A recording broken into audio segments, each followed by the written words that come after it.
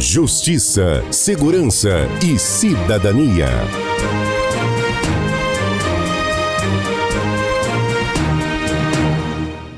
Ei, Vilmara, bom dia. Bom dia, Fernanda, bom dia aí os nossos ouvintes. Vilmara, hoje a gente tem duas novidades aí envolvendo decisões judiciais, né? Uma delas é esse processo que tramita na Vara de Recuperação, que trata do caso da Apex. Exatamente, Fernanda. Está sendo assim, desde que isso começou a ser divulgado e chegou à Justiça, agora é uma sucessão de movimentações, né, no processo, de decisões do próprio magistrado, manifestações do Ministério Público, novos pedidos, né? As decisões ou as manifestações deles acabam gerando novas movimentações. Então, assim, a gente está vivendo um momento que da tarde para o final do dia sempre tem muitas surpresas, que foi o que aconteceu ontem, né? Até porque é um caso muito complexo também, né? Muito, muito complexo. E ontem nós tivemos aí já uma decisão logo cedo, fazendo o bloqueio de bens aí e a quebra do sigilo bancário do presidente afastado, que é o Fernando Antônio Cunha Cinelli, né? O juiz até citou ali que acompanha aí, destacou na sua decisão uma movimentação financeira aí que poderia apontada como suspeita e de 5 milhões de reais, né? Em função disso, ele e de tudo que está tramitando no processo, do que já foi apresentado, ele decidiu aí pedir o bloqueio dos bens e levantar o sigilo bancário e, a partir daí, isso obter novas informações, né? Vale lembrar que já foi nomeado um perito pela Justiça, que é o auxiliar do juiz aí, né, no levantamento dessas informações. Ele já está realizando esse trabalho, então, com a quebra do sigilo bancário, novas informações aí vão surgir para o perito.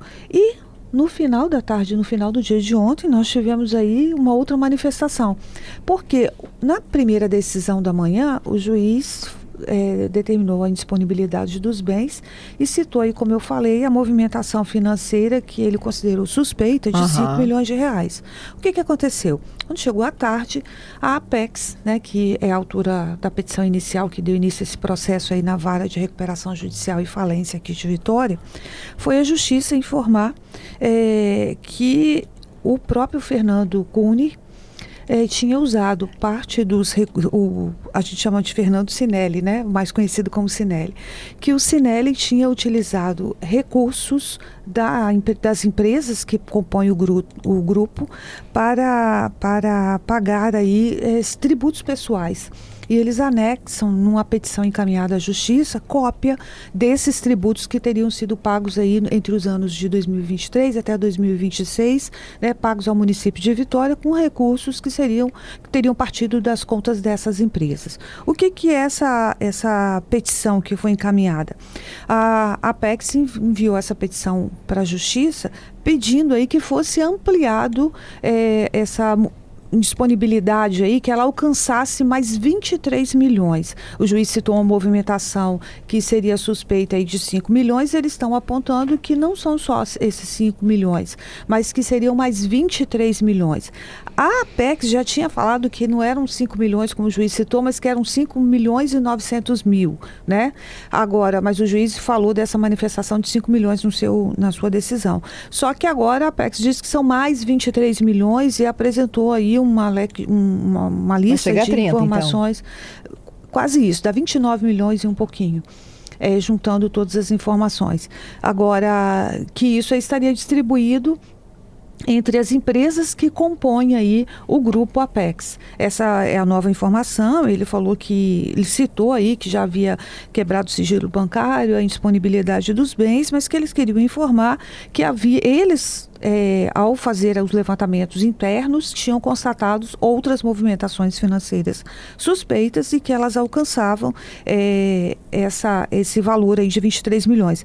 Eles, inclusive, citaram no documento que eles não localizaram contratos, nota fiscal ou outro elemento que conferisse lastro a esses lançamentos aí de saída desses recursos aí da conta dessas empresas, né? E, como eu disse, em 4 dias eles já tinham apontado uma movimentação, houve uma diferença aí, um acréscimo aí, né? Inicialmente eles tinham apontado 5,9 milhões e agora já chegou a 29 milhões.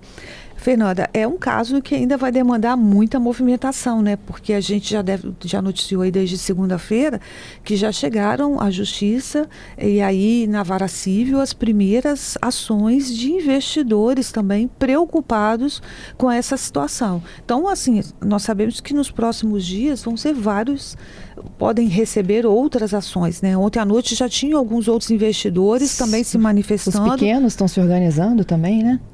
Ontem teve uma outra movimentação no processo, já não na Vara Civil, na segunda Vara Civil, que deu as primeiras decisões em relação a outros investidores, mas em relação à Vara de Recuperação Judicial, de algumas pessoas aí tentando também resguardar seus valores. Não teve nenhuma decisão judicial em relação a isso, mas há já uma manifestação de outros investidores. Como você disse, é um caso complexo, Fernanda. Então, assim, a gente ainda vai ter muita movimentação nesse processo, alguns desdobramentos, porque eu acho que até a Justiça está precisando, né, de apoio de peritos para entender exatamente como é que eram todas essas movimentações dentro desse conjunto de empresas, Fernanda. E com um grupo desse tamanho, eu imagino que eles tinham auditoria interna e externa, não? É uma coisa que a gente ainda está querendo saber também, Fernanda. Assim, há uma informação de que, para apontar que o Cinelli, de que houve uma suposta má gestão aí, eles teriam feito uma auditoria inicial onde eles teriam identificado algumas movimentações financeiras diferentes do que seria o padrão. Agora, e que se comprometeram a contratar uma outra auditoria para avaliar realmente a situação de uma forma mais completa. A gente ainda não tem informação de que essa contratação tenha sido efetuada. Eu acho que é um dos pedidos da Vara, não é isso? De que eles entreguem um relatório de uma auditoria no período de 30 dias, né? Eles se prontificaram a fazer isso. Até agora não se tem informação confirmada sobre isso. Mas o que já se sabe é que há um processo, há um perito trabalhando para a Justiça nomeado pela Vara de Recuperação Judicial. Né? Então, ele vai auxiliar o magistrado a obter essas informações. Fernando, é importante destacar que na matéria de hoje a gente também ouviu o Cinelli, né? Ele informa que é fundador da Apex Partners e que está dedicado e comprometido a contribuir da melhor forma aí para a preservação não só da companhia, mas dos investidores e acionistas, e que ele está disposto a esclarecer todas as questões, né, levantadas com transparência e idoneidade. Né? A gente ainda não sabe o desfecho dessa situação complexa, né? Quem efetivamente, o que aconteceu? Há um lado um grupo de empresas apontando que há problemas aí na contabilidade, em que movimentações comprometidas, né, movimentações financeiras suspeitas, né, afastaram o Cinelli, então agora está nas mãos da Justiça e a gente sabe que há uma tramitação, além da Vara da Recuperação Judicial, de investidores já procurando a Vara Civil para fazer a garantia dos seus investimentos, Fernanda. Perfeito. Todo momento tem novidades do caso, a gente sempre te deixando muito bem informado por aqui, né? E também pelo site de A Gazeta, onde também tem a coluna da Vilmara Fernandes. Vilmara, inclusive, publicando uma outra decisão judicial, não tem a ver com a economia, a Apex, mas sim com um caso, né, emblemático de feminicídio aqui no estado, que foi o caso da Milena Gotardi. Exatamente, Fernanda, vai completar aí quase 10 anos do assassinato, anos, né? Passa muito rápido, né? Foi em setembro de 2017. Só para lembrar para os nossos ouvintes, a Milena Gotardi era uma médica que trabalhava em alguns hospitais aqui do Espírito Santo, mas o crime aconteceu no estacionamento do Hospital das Clínicas, né? Que fica ali em Maruípe. Ela estava indo para casa, né? Saindo do hospital, e ela recebeu um tiro na cabeça no estacionamento quando chegava próximo ao seu carro. E as investigações apontaram 6 pessoas, né, que foram condenadas pelo crime. Entre estas 6 pessoas, incluindo aí mandantes, pessoas que como intermediadores do crime, executor e até pessoas que auxiliaram, né, no crime, fornecendo equipamentos, no caso uma moto, estavam o ex-marido da Milena, que é o ex-policial Hilário Frasson, e o pai dele, Esperidião Frasson, que foram apontados e condenados como mandantes do crime. Todos eles foram condenados em 2021, 4 anos após o crime, em agosto de 2021, apenas de mais de 30, alguns de 30 anos, outros menos, dependendo da participação de cada um. O fato é que um dos principais mandantes, que é o Hilário, que é o ex-policial e foi o ex-marido da vítima, ele completou agora, ele está próximo de ter direito ao benefício de ir para o regime semiaberto. O que é o regime semiaberto, né? Ele está hoje num regime de detenção, de reclusão ali, preso. No semiaberto ele vai poder dormir no presídio e durante o dia ele pode ir extramuros, como eles chamam, né? Se tiver alguma empresa conveniada com a Sejus em que ele possa trabalhar, ele pode ficar fora o dia estudando ou trabalhando e voltar para o presídio. Isso é um benefício e ele consegue como? Após cumprir um determinado tempo de pena, né? E ele está alcançando, ele já tem quase todo o tempo cumprido e agora faltam apenas 9 meses. E aí mas como que ele pode alcançar isso? Até o momento, na época, ele foi condenado a 31 anos, 3 meses e 22 dias de prisão. Ele já cumpriu 11 anos e 6 meses de detenção. Com mais 9 meses, né, com mais alguns meses, aí ele alcança o período aí para concluir, ter direito ao chamado regime semiaberto, o que está previsto para maio do ano que vem.